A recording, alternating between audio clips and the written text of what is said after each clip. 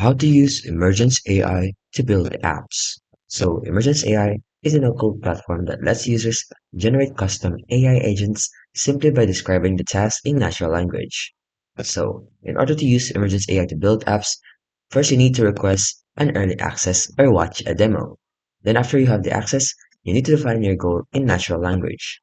Describe what the app should accomplish. Like for example, build an inventory manager that auto-reorders stock when low. Then you want to have the platform generate the agents. So Emergence AI translates your goals into one or multiple agents with appropriate logic and responsibilities. Then the agents self-organize and act. They collaborate, possibly generating sub-agents for specialized subtasks. Then you want to review and intervene as needed.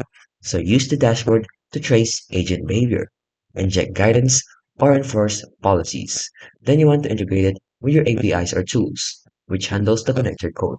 Then lastly, you can now run the agents in production environments with ongoing monitoring, memory, and learning capacity. And that's how you can basically use Emergence AI to build apps.